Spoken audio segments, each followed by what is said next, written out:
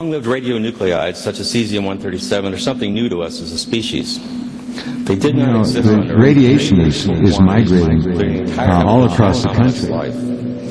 Although they are invisible to our senses, they are millions of times more poisonous than most of the common poisons we are familiar with. Discuss cancer, leukemia, genetic mutations, birth defects, malformations, and abortions at concentrations almost below human recognition and comprehension.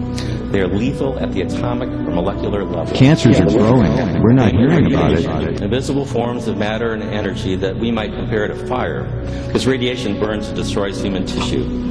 But unlike the fire of fossil fuels, the nuclear fire that issues forth from radioactive elements cannot be extinguished. It is not a fire that can be scattered or suffocated, because it burns at the atomic level. It comes from the disintegration of single atoms. Less than 2 grams of cesium-137, a piece smaller than an American dime, if made into microparticles and evenly distributed as a radioactive gas over an area of 1 square mile, will turn that square mile into an uninhabitable radioactive exclusion zone. Central Park in New York City can be made uninhabitable by 2 grams of microparticles of cesium-137. Hard to believe, isn't it? No, there's something about this species that is defective, really bad. Yeah. Remember, these nuclear poisons are lethal at the atomic level. There are as many atoms in 1 gram of cesium-137 as there are grains of sand on all the beaches of the world. That's 10 to 21 atoms. 10 to the 21st power. 1,480 trillion of them, which is 10 to the 12th power, are disintegrating every second, releasing invisible nuclear energy. So this works out to about 1.5 million disintegrations per square meter. We can see how this works. The weather's going crazy everywhere. We can't take any more radiation in the environment. No, it's dosed. It's totally dosed. It's just gone crazy, haywire. All over North America, Let me ask a rhetorical question. Does our species, and I hate to be identified with it, have a death wish? Is that what we're doing here? I mean, it seems like it to me. Hold on a minute, we'll come right back. I speak unto thee this day, and I say that I, the living God, do give goodness to the ones who obey, and I, the living God, do give light upon the path of those who will walk uprightly in me.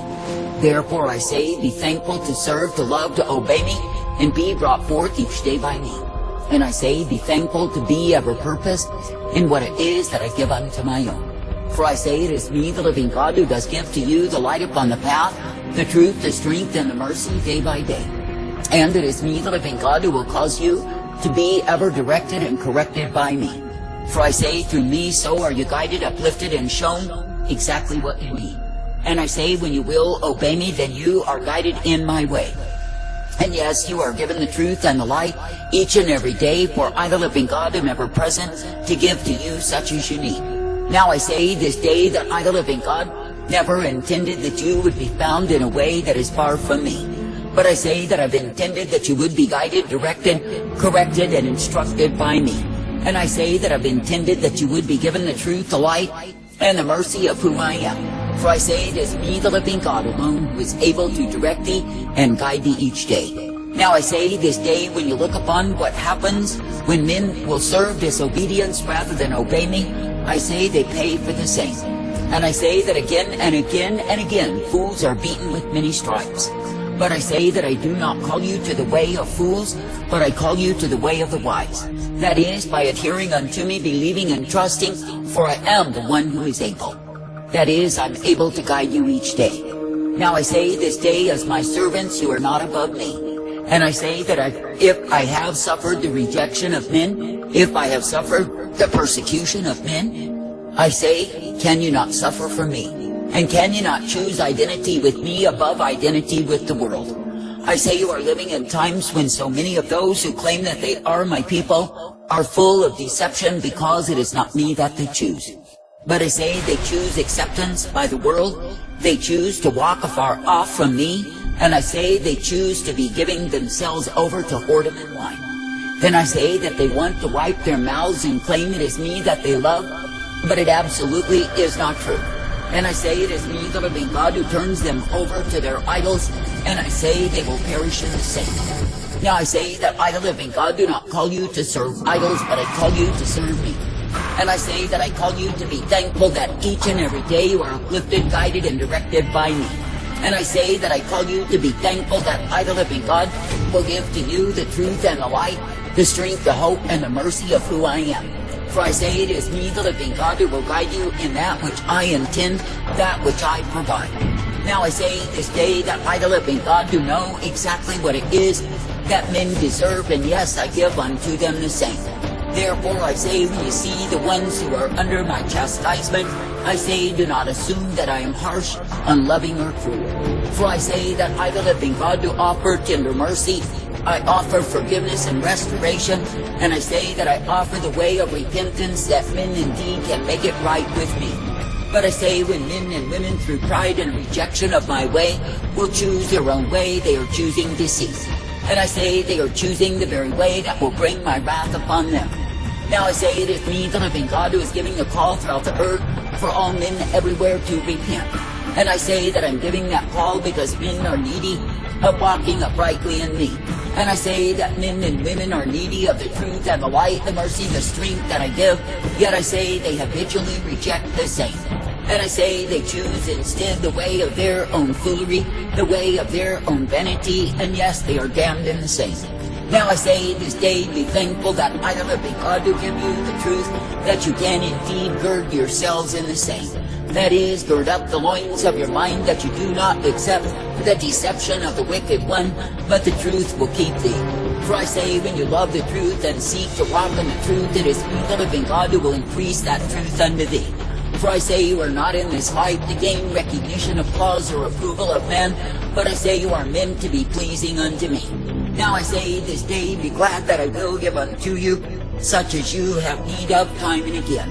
And I say, be glad that I will bring you forth, that you can be rejoicing in me. And I say, be thankful that I give to you the light upon the path, that you will walk on the same, being made glad that it is me you are privileged to obey. For I say it is me, the living God, who is indeed the way of righteousness, mercy, truth, and light, and hope intended. And it is me, the living God, who does bring forth the people who are ever trusting, believing, and looking to me. Now I say this day that I, the living God, do give to the ones who will obey me the way wherein they are kept day after day. And it is me, the living God, who will give to the ones who serve me in the attitude of gratitude all that they shall ever need to be kept in me. For I say that I do not guide my people into a ditch, but I say that I guide them forth by a plain path, as they will but listen to me. But I say, when you see the ones who are proud and independent, stubborn and determined, that they are right when they are wrong, I say they cause themselves many sorrows. Now I say this day that I, the living God, do not call you to live in sorrow, but I say that I call you to live in my life. And I say that I call you to be thankful that each and every day you are uplifted, guided, and directed in my way. And I say that I call you to be thankful that through me you are shown exactly what it is that you have need of time and again. For I say it is me, the living God, who does open the way before thee, and you are meant to walk in the same. And it is me, the living God, who does close the doors that need be closed. Therefore I say, continue in me. For I say you are not meant to be married to circumstance nor situation, but I say you are meant to be thankful that I provide for thee. And I say you are meant to be thankful that it is me, the living God, who is thy resource, and not humankind. For I say you are not meant to look to men as the provision, you are meant to look to me. And I say you are not meant to write the end of any chapter, but I say you are meant to keep following me. Therefore I say, be made glad for the privilege I give unto thee to walk uprightly, for the privilege I give unto thee to look always to me. For I say, if you will be serving in the attitude of gratitude, then I say you are guided in my life.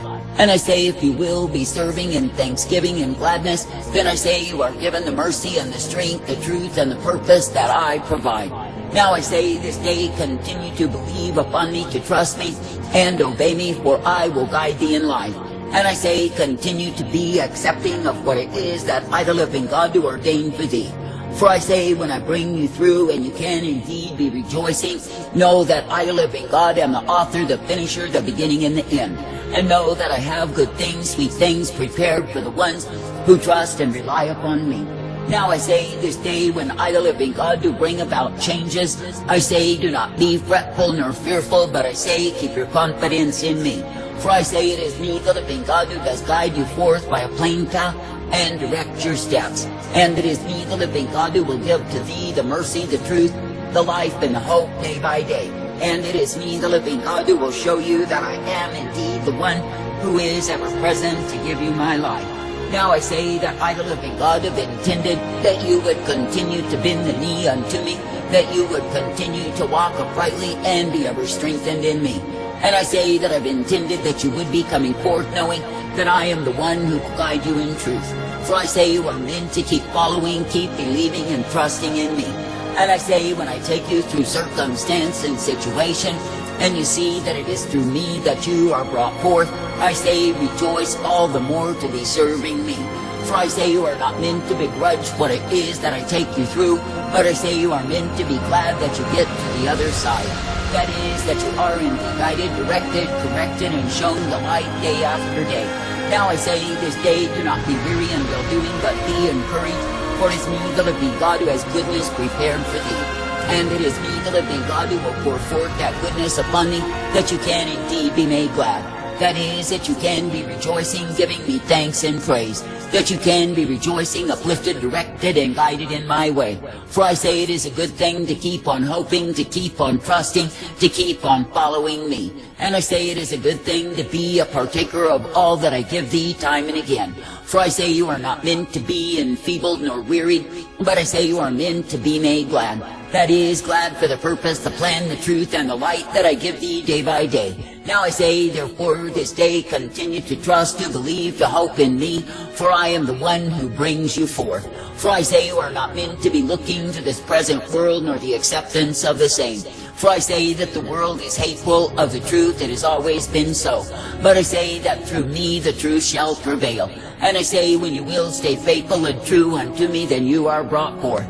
Now consider that when I came to earth and I walked as a man, I say that I had very few who truly followed me. Yet I say that the power of the truth overcame the lies, and I say that men were given the opportunity to repent and come in to me.